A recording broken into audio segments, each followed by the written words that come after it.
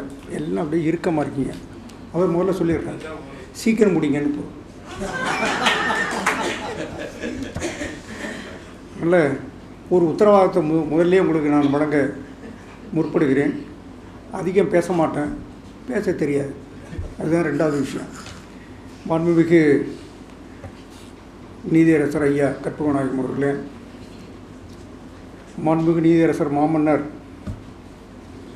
பாண்டிய நாட்டினுடைய மன்னர் ராசா, சோழரில் தோற்று போயிடுவாங்க தான் மறைமுகமாக சொல்கிறேன், வேறு ஒன்றும் இல்லை. மன்னர் ராஜா அவர்களே, நீதியரசர் எஸ் சுந்தர் அவர்களே, இந்த மிக அருமையான ஒரு நூலினை எழுதி மக்களுக்கு பயன்படுகிற அளவிற்கு இன்றைக்கு வெளியிடுகின்ற நூலாசிரியர் வழக்கறிஞர் செல்வகுமாரி அவர்களே, இங்கே சிறப்பு விருந்தினர்களாக வந்திருக்கின்ற மூத்த வழக்கறிஞர்களே மற்றும் என்னுடைய அருமை நண்பர்களே, தோழர்களே, உங்கள் அனைவருக்கும் என்னுடைய மாலை வணக்கத்தினை தெரிவித்துக் கொள்கிறேன்.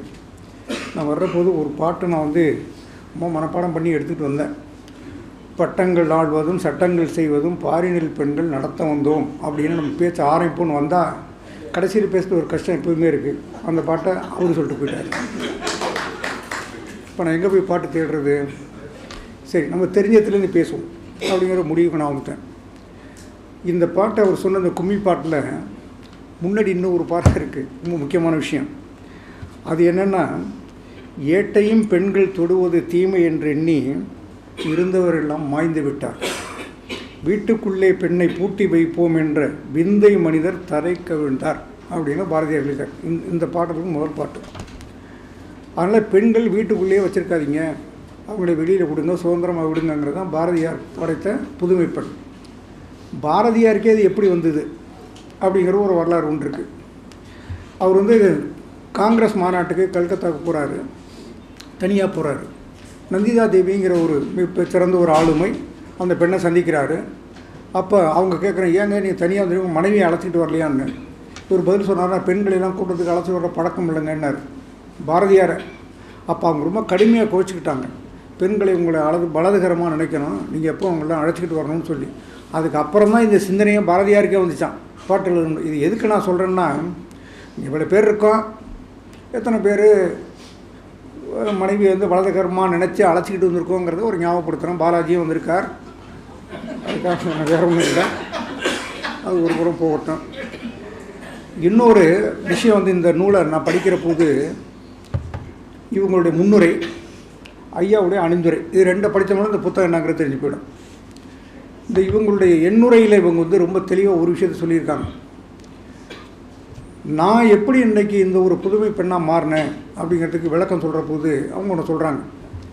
சாதாரணமாக நம்ம என்ன சொல்லுவோம், ஒவ்வொருடைய ஆணினுடைய வெற்றிக்கு பின்பு ஒரு பெண் இருக்கா. இது ஆண்டாண்டு காலமாக இப்படி ஒரு தப்பாகவே ஒரு விஷயத்தை சொல்லிகிட்டே வந்திருக்கும். என் கணவர் அதை உடைத்து விட்டார், என்னுடைய வெற்றிக்கு பின் என் கணவர் இருக்கிறார், இந்த பெண்ணின் வெற்றிக்கு பின் ஒரு ஆண் இருக்கிறார் என்று பட்டவட்டமாக சொல்லியிருக்கிறார். ஆகையினாலே அவருடைய வெற்றிக்கு பின்னால் இருக்கிற அந்த ஆண்மகனுக்கு எஸ் சுந்தர் அவர்கள் வாழ்த்தை சொன்னார். நாம் அனைவரும் அவருக்கு வாழ்த்தை சொல்லுவோம். அது அப்புறம் ஒரு புத்தகம் எழுதுங்கிறது அவ்வளோ ஈஸியான. என்கிட்ட பல பேர் சொல்லுவாங்க, புத்தகம் எழுதுங்களேன், உங்களுக்கு தான் நிறைய விஷயம் தெரியும்னா அவங்க நினச்சிட்டு இருக்காங்க, அது வேறு போயிட்டு போட்டோம், புத்தகம் எழுதுங்களேம்பாங்க. என்னால் எழுதவே முடியாது. புத்தகம் எழுதுங்கிற எழுதி உட்காந்து எழுதி பார்த்தீங்கன்னா தெரியாது எவ்வளோ சிரமங்கிற. புத்தகம் எழுதுகிற அவ்வளோ எளிமை இல்லை. ஏனென்றால் புத்தகத்திற்கு சில இலக்கணம் இருக்கிறது. புத்தகத்தில் நம்ம நினைக்கிறதெல்லாம் எழுதுகிற புத்தகம் இல்லை, அதுக்குன்னு சில இலக்கணம் இருக்குது. எப்படி இருக்கணும் புத்தகம்னா முதல்ல நல்ல கருத்து நிறைந்த செய்திகளை அடங்கியதாக இருக்க வேண்டும். இந்த கருத்துக்களை நீங்கள் நிறைய சேகரிக்க வேண்டியிருக்கும். ஒன்று. ரெண்டாவது, மொழியினுடைய செழுமையை மேலோங்க செய்யக்கூடியதாக அந்த நூல் இருக்கணும். 2, படிப்பவருக்கு கையில் அந்த நூலை தொட்டால் கீழே வைக்கிறது மனசு வரக்கூடாது. அந்த மாதிரியான ஒரு ஆக்கம் இருக்கணும் அந்த நூலில். இது 3வது. 4வது, இந்த நூலை படிப்பவர்களுடைய வாழ்க்கையினுடைய போக்கினை செம்மைப்படுத்துவதாக அல்லது ஒழுங்குபடுத்துவதாக மாற்றுவதாக மடைமாற்றுவதாக அந்த நூல் இருக்க வேண்டும். இதுதான் நல்ல நூலுடைய இலக்கணங்கள். இந்த இலக்கணங்கள் உட்பட்டு இந்த நூல் இருக்கிறதா என்பதை நாம் ஒரு நிமிஷம் பார்க்க வேண்டும். இதை நான் படித்து பார்த்தேன். நெடுமாறன் சார் சந்தேகப்படுறாரு கூடாது. இல்லை, அவர் இப்போ நான் பேசிட்டுக்கலே சிரித்தார், அதனால் எனக்கு அவர் சந்தேகப்படுறாருங்கிற ஒரு எண்ணம் வந்துடுச்சு, வேறு ஒன்றும் இல்லை.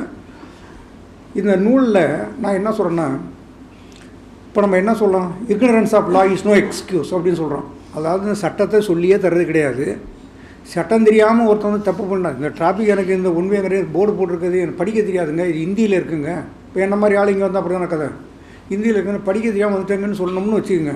No, ignorance of law is no excuse அப்படிங்கிறத நம்ம நீதிமன்றங்களில் நம்ம இன்ன வரையும் பின்பற்றிட்டு வர்றோம். அப்படின்னா என்ன, ஒரு பக்கம் சட்டம் தெரிந்தவர்கள் படித்தவர்களெல்லாம் இதை புரிஞ்சுக்கிட்டு முறையாக இருப்போம், ஒரு பக்கம் ஜனங்களுக்கும் புரியாமையும் வச்சுக்கிட்டு இருக்கிறது, இக்னரண்ட்டாகவே வச்சுக்கிட்டு இருக்கிறது. இப்படி ஒரு ஏற்றத்தாழ்வு சமூகத்தில் பல ஆண்டுகளாக இருந்துக்கிட்டு இருக்கு. இதை போக்கணும் அப்படின்னா என்ன செய்யணும், பாமர மக்களுக்கும் புரிகின்ற அளவிற்கு இந்த சட்டத்தினை கொண்டு செல்ல வேண்டும்.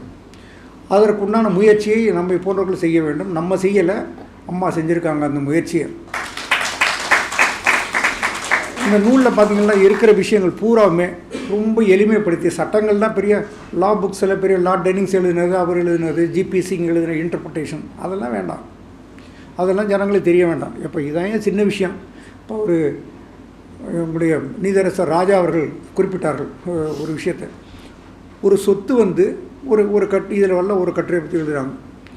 ஒரு சொத்தை வந்து நீ பிள்ளை பேருக்கு எழுதிட்டீங்கன்னா, பிள்ளை கவனிக்காமல் விட்டுருச்சுன்னா நீ அம்பேல், அவ்வளோதான், முடிஞ்சு போச்சு உன் கதை, நீ என்ன எச்சரிக்கையாயிரு அப்படின்னு சொல்கிறாங்க. இவங்க எப்படி சொல்லி கொடுத்துருக்காங்க, அதில் ஒரு கிளாஸ் நீ போடு, இந்த மாதிரி வந்து நீ ஒழுங்காக எனக்கு சாப்பாடு போடல, என்னை மெயின்டைன் பண்ணலன்னா சொத்தை நான் மீண்டும் எடுத்துக்குவேன் அப்படின்னு ஒரு கிளாஸ் நீக்குள்ளே வைக்கணும். இதுதான் ஏன் சட்டம் அப்படின்னா, இந்த இதை படித்த எந்த வயதானவரும் இப்போ நாளைக்கு ஒரு சொத்தை வைக்கணுங்கிற போது அவருக்கு ஒரு எண்ணம் வரும்ல, என்ன எங்கேயே படித்தமே அப்படிங்கிற ஒரு எண்ணம் வரும்ல.